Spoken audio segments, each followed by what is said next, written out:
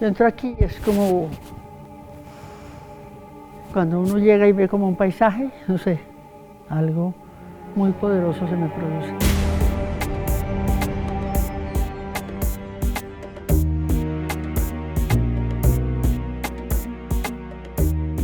Mi nombre completico es Patricia Elia Ariza Flores. Soy santanderiana, soy de Vélez, Santander. Nací allá, pero realmente nunca viví allá.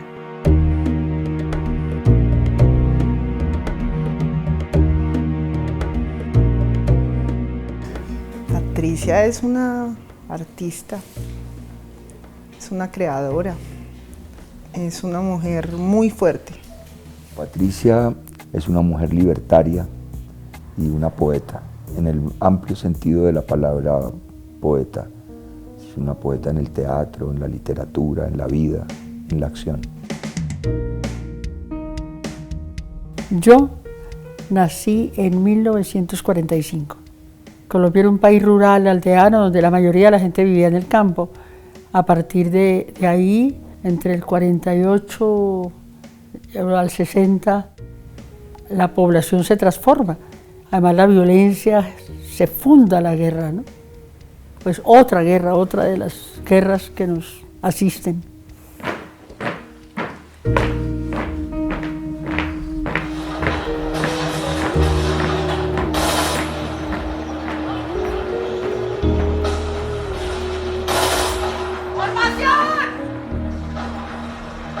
Mi papá hablaba de la muerte de Gaitán como una tragedia, la tragedia.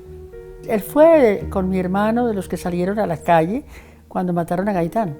Cuando yo estaba chiquita me mostró un disco de pasta con la voz de Jorge Eliezer Gaitán y yo salí corriendo porque me dio mucho miedo. Por la razón elemental de que tiene que terminar de una vez el hecho primitivo, el hecho indecoroso para mi patria, que es un gran pueblo. Esa voz, ese tono de voz tal vez lo sentí muy patriarcal y salí corriendo y casi me pega, o sea, se puso furiosísimo conmigo, porque era su líder, era su modelo.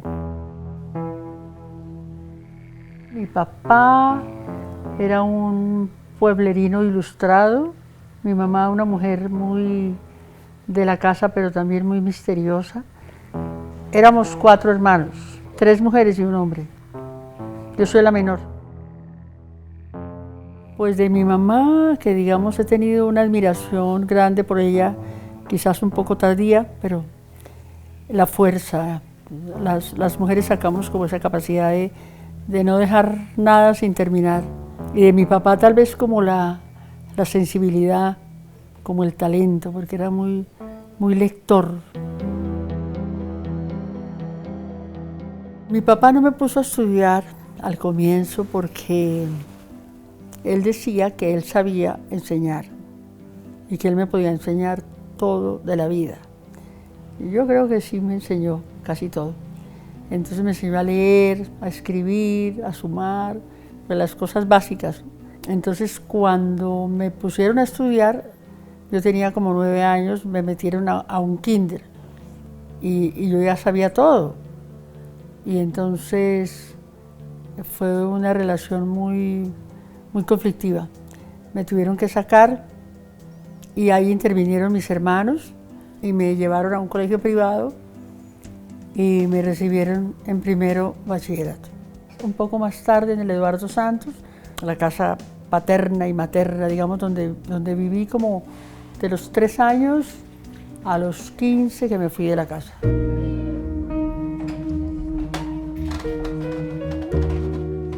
Pues, no sé, tuve una adolescencia muy rebelde, una rebeldía como que no sabía por qué, como pasa con todos los adolescentes, no entendía bien, pero tenía un malestar, porque mi hermano era muy lector y empezó a volverse como muy interesado en el nadaísmo.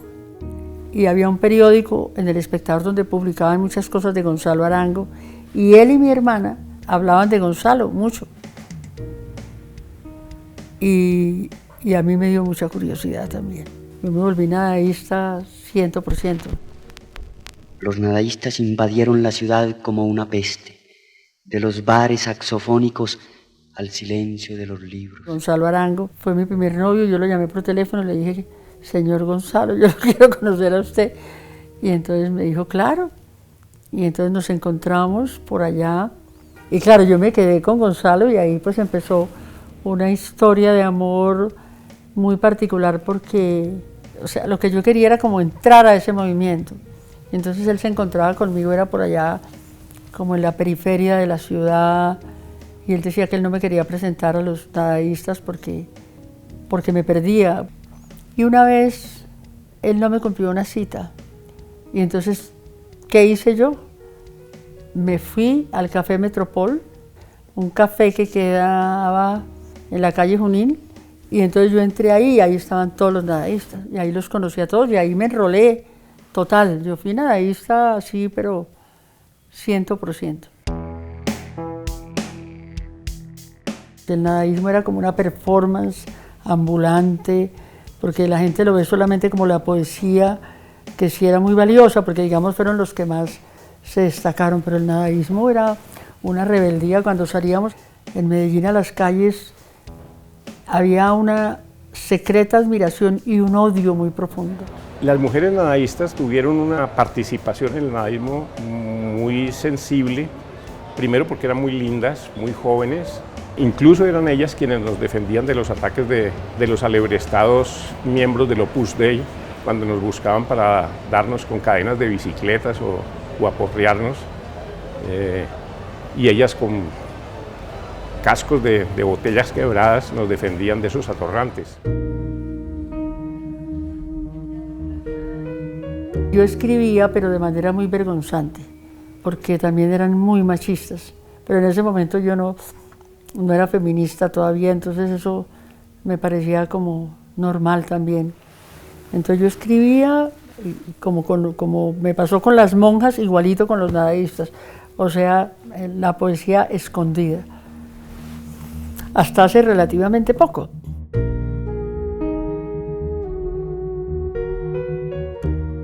Siendo mujer, me perdí y solo me encontré cuando lo supe. Pero yo seguía, después ya seguía yendo después ya como que me entré en el mundo artístico. Y cuando entré a la Universidad Nacional, conocí a Santiago García. Entré a artes, pero iba a clases de filosofía, yo era completamente diletante, yo ni siquiera sabía bien qué era lo que quería estudiar. Y una estudiante me dijo, vea, hay un profesor que se llama Santiago García, que está montando una obra de teatro, que se llama Galileo Galilei, y necesitan actores extras. Le dije, ay, qué bueno, yo voy. Entonces hablé con Santiago García y le dije que yo quería entrar. Me dijo, pues ya todos los papeles están. Me dijo, llegó tarde, pero si quiere, yo necesito una persona que me ayude a tomar nota del montaje. Entonces pues lo hice y lo hice bien y me empecé a volver amiga de él. Santiago García es uno de los más grandes teatreros de América Latina y del mundo. Reconstruiremos ante ustedes algunas escenas del pasado, personas, personajes, sobre todo un personaje del pasado, pero que proyecta sus luces y sus sombras al futuro. Santiago, una belleza de persona, un hombre impresionante, increíble. Un hombre de rupturas. Él todo lo que construía era capaz siempre como de salir de la zona de confort. O sea, eso es ser un artista. Bien, entonces el programa para el día de hoy sería lo siguiente. Primero, Santiago García para mí es una persona que yo la defino como de verdad un genio por toda la sabiduría y por todas las obras que montó. Algo como Guadalupe años 50, dime tú dónde lo vas a ver. Comenzaron a llamar por los parlantes al señor Salcedo, Guadalupe Salcedo. Le dijeron que saliera con las manos en alto, doctor, que se entregara, que le iban a respetar la vida. Por supuesto, la Candelaria, pues en el referente teatral siempre era muy importante. Yo estudiaba en la Escuela Nacional de Arte Dramático. El maestro años atrás había sido el director de la escuela, y cuando él estuvo en la ENADA se desarrolló a nivel artístico de una manera impresionante. Entonces, por supuesto, el maestro y el grupo también eran muy importantes, y claro, para uno era una maravilla poder pensar en trabajar y en tener esa experiencia. Entonces éramos unos jóvenes admiradores profundamente del Teatro La Candelaria, de esos actores tan maravillosos con los que me logré encontrar, de ese genio que es Santiago García y de una mujer tan poderosa como es Patricia Ariza. Yo me fui a vivir con Santiago García, fue mi compañero muchos años, tengo una hija con él. Soy hija única y mis papás pues siempre estaban haciendo teatro, entonces me la pasé entre la trasescena del teatro, era como mi patio de juegos, los camerinos, las luces, viajaba con ellos mucho, y sí, como mi familia también eran como los actores de La Candelaria, la pasaba con ellos. Santiago era ya importantísimo, cuando ya entró a la universidad era ya un maestro, y entonces se sale de la universidad a una locura, porque en este país no había teatros independientes. Entonces, ¿qué hicimos? Hicimos como unos bonos para vendérselos a la gente, para conseguir plata, para alquilar una casa y hacer teatro en esa casa. Entonces vamos a La Candelaria, a ver si nos abren la puerta.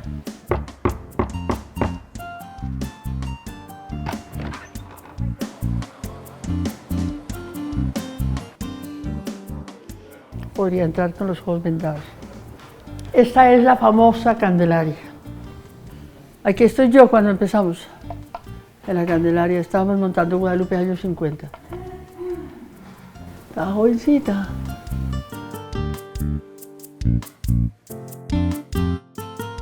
Pues ahorita está muy oscuro, pero esta es una sala preciosa. Nosotros que viajamos tanto, pocos lugares encontramos como esto.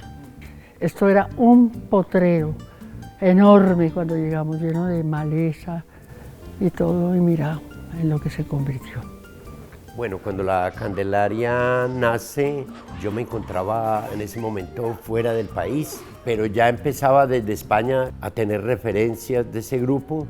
Yo regreso al país a finales del 78 y en el ambiente teatral del momento el grupo que era como el espejo y el referente inmediato era La Candelaria junto con el Teatro Experimental de Cali.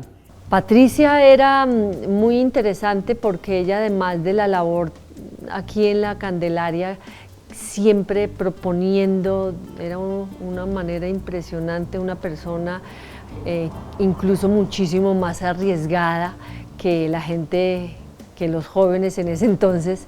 Sí, eso era algo maravilloso, ¿no? Las propuestas que hacían tan locas, tan irreverentes. Patricia la recuerdo siempre, es decir, desde aquella primera obra, una mujer siempre exhalaba, primero en el escenario, una gran fuerza interpretativa y expresiva.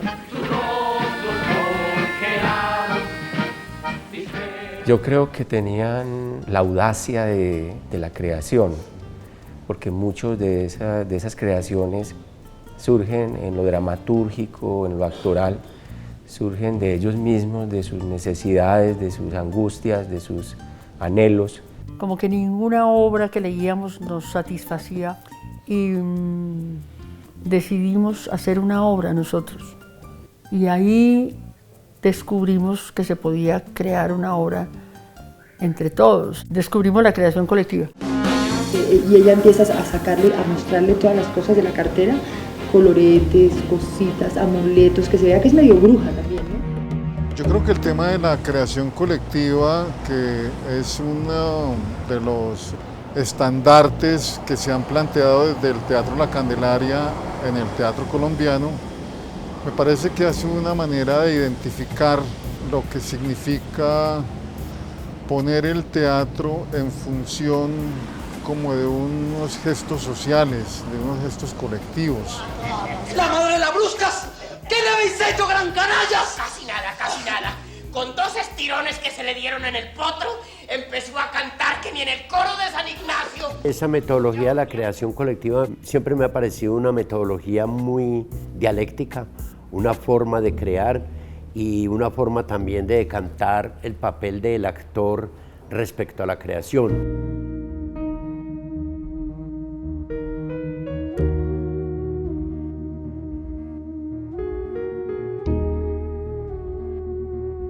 La creación colectiva es como una filosofía que nace de ese encuentro maravilloso entre el TEC y la Candelaria, no de saber, porque el saber en el arte es relativo, sino de comprender que se puede crear con el otro y con la otra.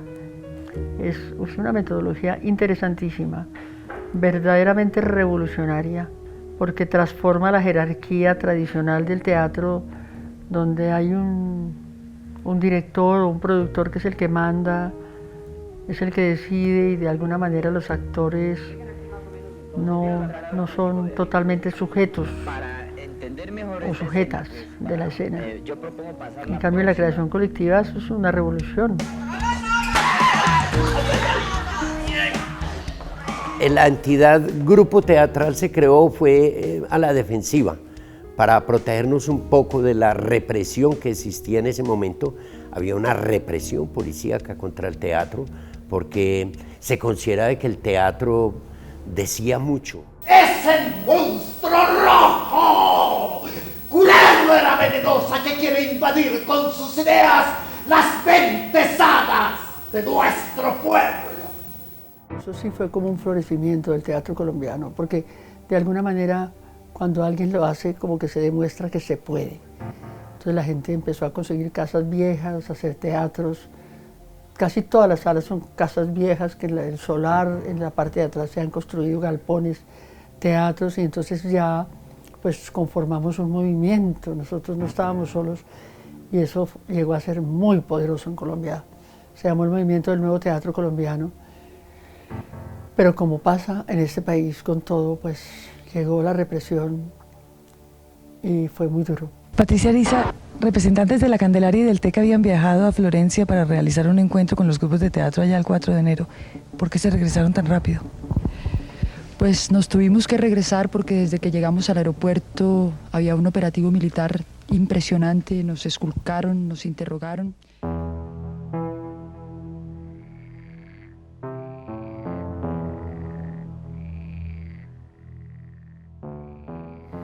Candelaria, centro histórico. Esta es la calle de la Candelaria, que tiene muchas casas abandonadas. Esta casa está abandonada. Era una casa chévere porque era una casa de inquilinato y había muchos amigos. Aquí vivió mucha gente de teatro también. Aquí está el colegio agustiniano y yo estudié aquí muy cerca, pero conozco este colegio por dentro porque también era de los agustinianos. Y aquí es la Corporación Colombiana de Teatro. ¿Entramos? Buenos días. Venga para acá, les presento una persona que yo quiero mucho. Ella, venga para acá. Ella se llama Alexandra. Muchas gracias. Y ella me acompañó en la época aquella de las amenazas tan duras. Y además fue de una lealtad y por eso somos grandes amigas. Sí, es verdad. Tiene muchas historias. Ella recibió muchas de las llamadas por teléfono, ¿no? Sí, ¿Se acuerda? Es verdad. Esa época era difícil. Y a ella le tocaba como, no sabíamos si dejarla, porque ella se escapaba. Ella no ha tenido miedo nunca, ni obstáculos para nada.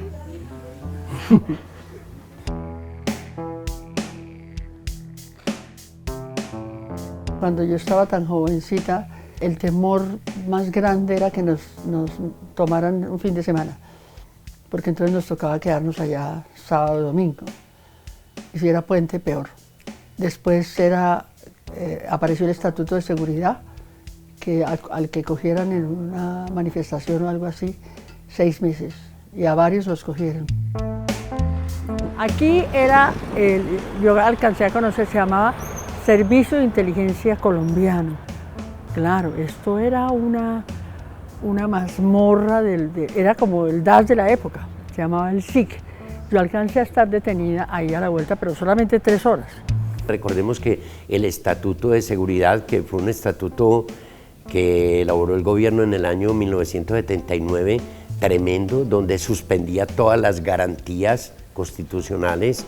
En el informe que presentaba el Ejército al alto gobierno mencionaba el teatro como una de las artes más peligrosas y que más había que reprimir por la razón de que era un arte que se podía hacer con pocos medios, lo podía hacer cualquiera, y que en un auditorio el actor tenía mucha influencia, puesto que allí en el escenario no había una representación del hombre, sino que era el hombre real comunicándose con la gente. Casi que en eso del informe del Ejército estaba la esencia del teatro. Pues yo creo que el teatro es el teatro. Los teatreros son los que toman la opción de escoger los públicos, digamos, de seleccionar su actitud con sus obras frente a la vida. Entonces nosotros le debemos mucho al público popular. La Candelaria nació allí, nació con el público de Provivienda, del barrio Policarpa, nació también con un convenio con las centrales obreras.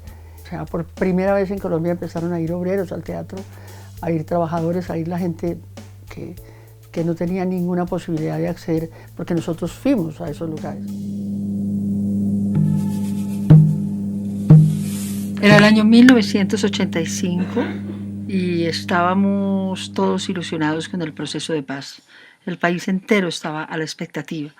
Los artistas nos reunimos, nos constituimos en Artistas por la Paz y resolvimos hacer una jornada o hacer jornadas en todos los sitios donde el conflicto era más agudo. Entonces hablamos con ellos. Nosotros hicimos una primera jornada por la paz en 1985. Colombia se llenó de palomas, impresionante fue eso.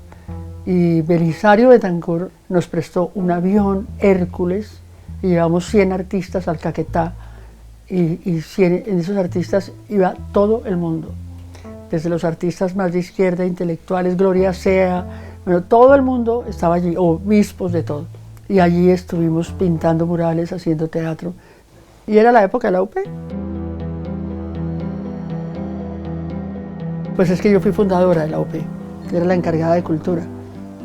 Y como era un momento tan distinto, pues en esa comisión de cultura de la UP estaba la intelectualidad colombiana toda. Y muy cerca de nosotros estaban muchos directores de teatro, escritores. Entonces había un movimiento cultural cercano a la UP, digamos. Era un momento de cambio, entonces el alma de la gente era distinta, la cultura era distinta, la actitud de la gente era distinta. O sea, nosotros citábamos de frente un acto de la UP y se llenaba de artistas, de intelectuales. Hoy en día eso no sucede, pero también hay razones, porque también han matado muchos artistas, muchos periodistas, Entonces, pues eso, una sociedad se demora en volver a recuperarse de esos golpes tan brutales. Algunos seguimos, y pues con mucho dolor y con muchas dificultades. A mí lo de la UP me costó casi morirme, no de balas, sino de tristeza. Y sí, es la muerte. El techo del miedo está en la muerte.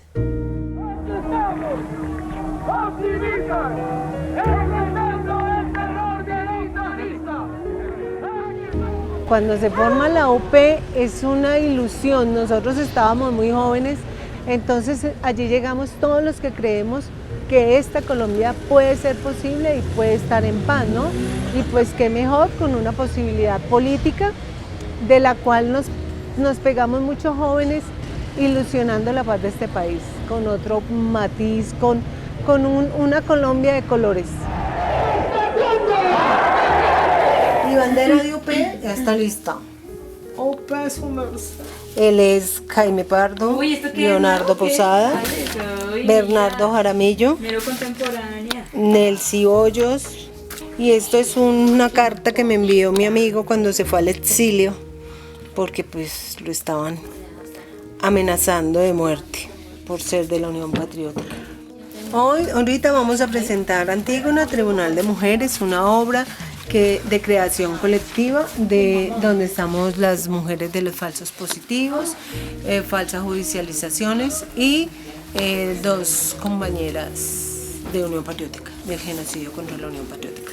Unión Patriótica nació de los acuerdos de paz entre el gobierno de Belisario Betancur y las guerrillas de las FARC. A la Unión Patriótica la exterminaron por ser una alternativa real de poder y de gobierno. El trabajo que nosotros hacemos con la gente que ha padecido la victimización de esta guerra es una memoria dialéctica, conflictiva, que cuenta las esperanzas, las derrotas y las tenacidades de un pueblo. Dice, se veía venir la guerra sucia contra la Unión Patriótica, pero todavía ninguno de nosotros imaginaba siquiera su dimensión apocalíptica. Un día ya avanzada la matanza de dirigentes sociales en las regiones, apareció en los medios una lista de artistas e intelectuales amenazados. Éramos 34. Hay también, además de las víctimas reales, también fueron víctimas nuestros hijos. Para mí lo más duro que me pudo pasar en la vida fue que amenazaron a mi hija. Pues fue muy, muy fuerte. Yo pues era adolescente y pues como adolescente no quería como enterarme mucho de lo que le pasaba a mi mamá, que era como ella estaba con guardaespaldas, amenazada, pero digamos yo trataba de seguir mi vida normal, pues dentro de lo que se podía. Pero en una ocasión pues me amenazaron a mí, yo salí a una fiesta y llamaron a la casa de mi mamá a decir que me iban a matar, que yo estaba en una dirección donde me había quedado a dormir en la casa de una amiga, donde yo sí estaba. Entonces pues mi mamá entró en pánico horrible porque yo sí estaba sola, yo no tenía guardaespaldas ni nada. La saqué en 3 días del país. O sea, lo que pase con uno, de alguna manera, pues uno responde, ¿no? Así sea tan injusto y tan atrabiliario, pero yo sabía por qué era, pero ella no sabía por qué era, ella no entendía nada. Pero si en el evento de que el enemigo lograre arrebatarnos nuestra vida, bienvenida la muerte, porque sabemos indiscutiblemente que al caer nosotros de la unión de jóvenes patriotas, saldrán los que nos deban representar, los que nos deban reemplazar, los que sigan dirigiendo lo que el pueblo quiere, una Colombia feliz, llena de esperanza. La matazón que hubo contra el comunismo en este país, o que hay, produjo una gran desbandada y una desorganización, pero también la necesidad de pensar de otra manera, la rebeldía para que no nos maten. Yo no podía hablar, como estoy hablando así ahora, no podía hablar de eso, no podía, porque pues fue brutal, todo lo que pasó fue brutal. Enterrábamos todas las semanas, enterrábamos a veces 2 veces por semana, muy doloroso.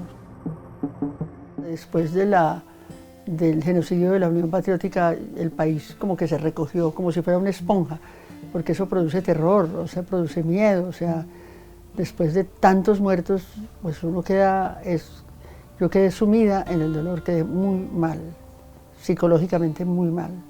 Pero poco a poco me recuperé y nos recuperamos. Y ahora el techo es la muerte, pero también la posibilidad de que sabemos que tenemos que ser muchos. O sea, porque no pueden matar a todo el mundo, imposible.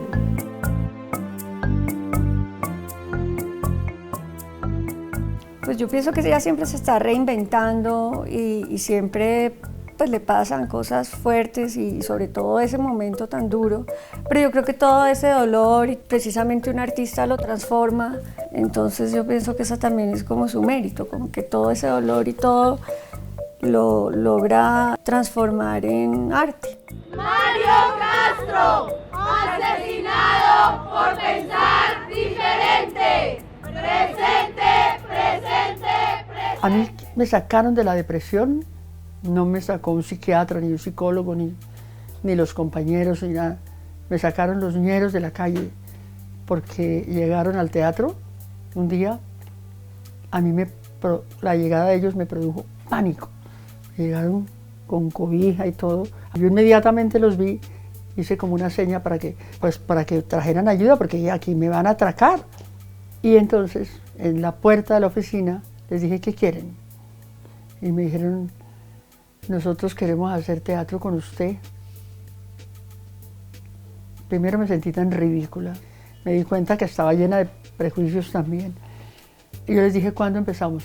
Me dijeron, si quiere ya, madre, nosotros tenemos tiempo. Y yo empecé en ese momento a trabajar con ellos. ¿Sabe qué, gente? Nosotros somos la calle y la llevamos dentro. Conocemos sus avenidas, sus basuras y el miedo de ustedes que caminan en ella. No nos gusta. De ese trabajo surgió una pieza teatral que se llamó El Parche. También de ese trabajo hicimos un periódico e hicimos una colección de poesía, de talleres de poesía que hacíamos en el Cartucho. Esperemos que llegue la noche para mirar los poetas, pero no los poetas de corbata ni de oficina, aquellos que llevamos el mugre y la soledad dentro del corazón y el costal al hombro de la vida cotidiana de los locos de la noche, con mugre y rechazados. Hicimos luego un relato extraordinario, heredero también de este asunto de la vida en la calle. Dentro de uno de los festivales de la cultura de la calle, unos jóvenes raperos nos pidieron apoyarles para que la Secretaría de Cultura les prestara el Jorge Eliezer para un concierto de cierre de un festival de parches, y ahí conocimos el movimiento rapero colombiano y nos volvimos raperos, entonces aprendimos a rapear. Patricia rapera, hace poco hizo un rap bellísimo a Gaitán, que lo canta Diana Bella, a la carga. Diana Bella, Patricia Ariza, sí, vamos, vamos. Aunque ustedes no crean, yo traigo en la memoria a un hombre bacán, un hombre de la historia que se llama Gaitán, un líder del pueblo, de los que son verdad. Yo vengo en su memoria, aprendido su... Pues yo ya no soy militante, pero encontré la posibilidad de cambiar este mundo, entonces me metí de lleno y soy una activista política, pero al mismo tiempo soy un artista de dedicación sistemática, entonces esas dos cosas a veces me producen una esquizofrenia total, porque son prácticas distintas. Es muy distinto crear que hacer una campaña política.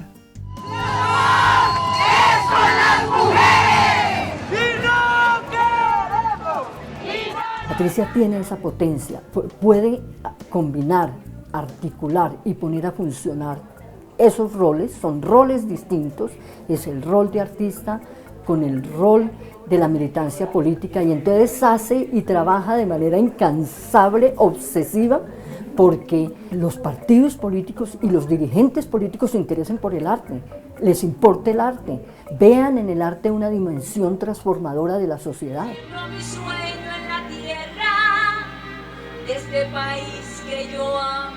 Desde las 5:30 de la mañana dimos comienzo a esta siembra de la esperanza.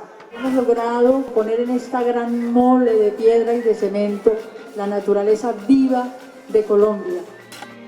Siembro y canto en la plaza. Esta guerra nos desplaza. Patricia Ariza, por donde pasa, moviliza. Parece que impregnar a la gente de lo que está pensando, de lo que quiere mover, de movilizar comunidades.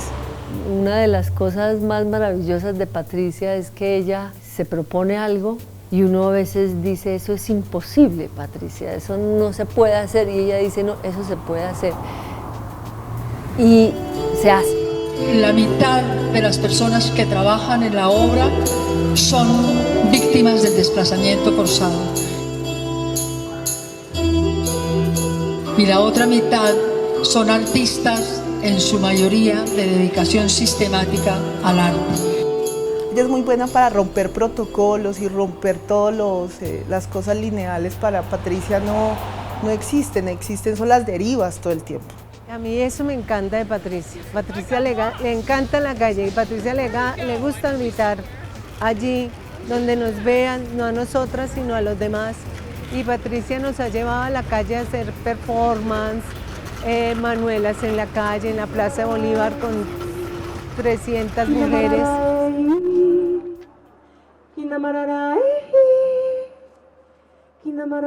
La performance me permitió como unir esas dos cosas, hacer unas performances muy políticas, con mucha gente en la calle.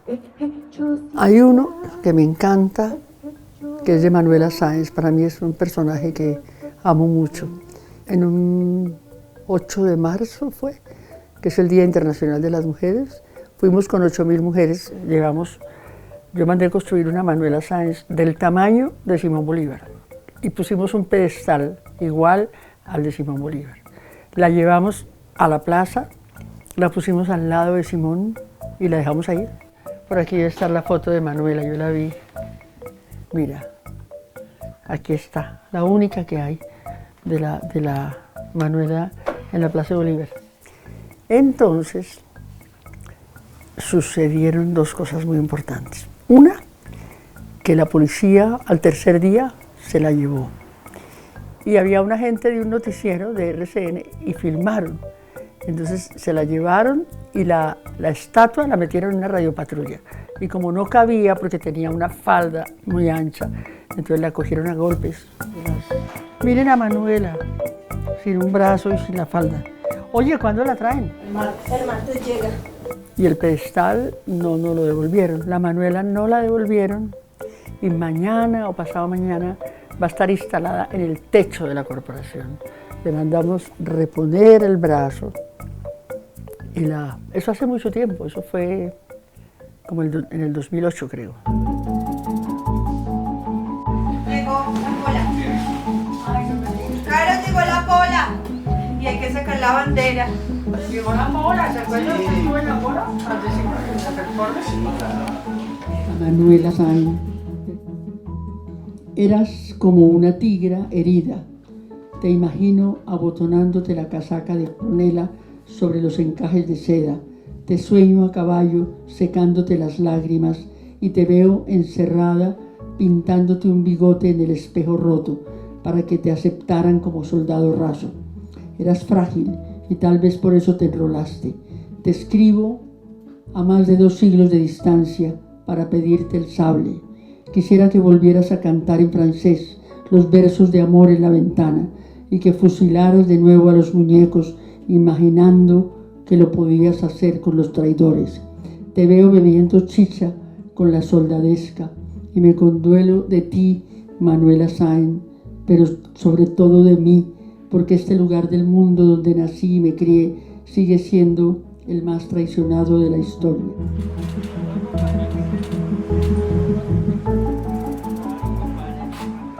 Cuando yo conocí a Patricia, ella estaba fundando un movimiento muy importante para las artes escénicas, para el arte y para la libertad humana, que es el Festival de Mujeres en Escena por la Paz, que es un festival pionero en América Latina, el primero que se hizo en América Latina de mujeres. Estamos dentro del Festival de Mujeres en Escena, un festival que tiene 21 años ininterrumpidos de hacerse. Se hace para reconocer el trabajo de las mujeres, actrices, dramaturgas y directoras, las mujeres de teatro, pero no solamente eso, también es un compromiso de las mujeres por la paz. Llevamos 30 años haciéndolo. Nace porque a mí me pidieron del gobierno hacer una lista. Surgió porque me pidieron hacer una lista de los directores y los dramaturgos de Colombia. Y yo la hice muy juiciosa. Cuando miro la lista me doy cuenta que el 98 o 97% eran hombres. Y yo dije, esto no es solo una exclusión, es una enfermedad. Hay que hacer algo para salvar el teatro colombiano, para salvarme a mí, para salvarnos todos. Y entonces empezamos a curar esa herida. Eso ha cambiado de manera impresionante, pero no lo suficiente. El teatro colombiano sigue siendo muy masculino, por no decir otras palabras más duras.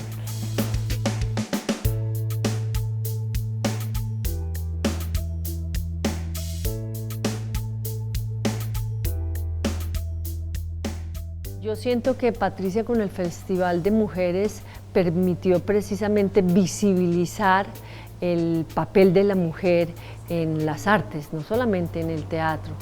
No es que no existieran mujeres actrices o mujeres escritoras o dramaturgas, sino que, como dicen los dichos, que detrás de un gran hombre hay una gran mujer.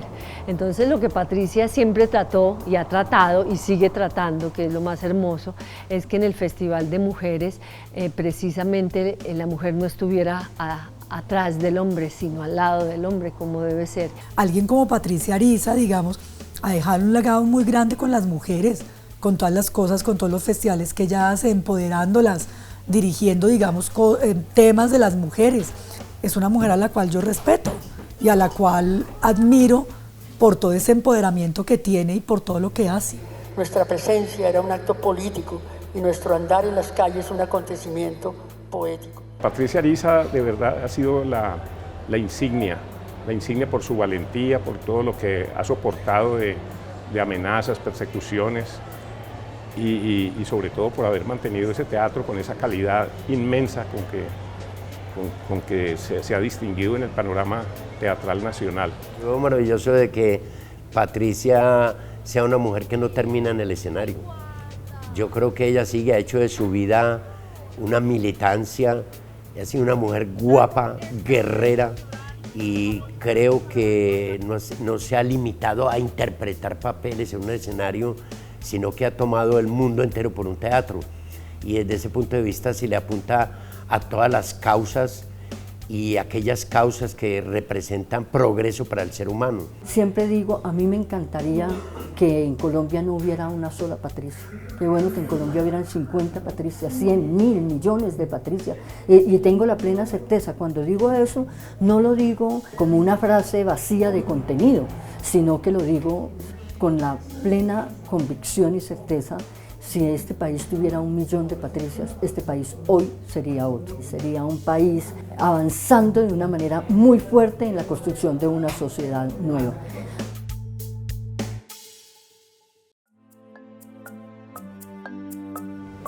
No me voy a jubilar. Yo sé que la rutina me mataría en muy poco tiempo, salvo que ya no me pueda mover, no pueda caminar, y sin embargo podría escribir. O sea, de ninguna manera me voy a dar por vencida, no. A no ser que me venza la vida, pero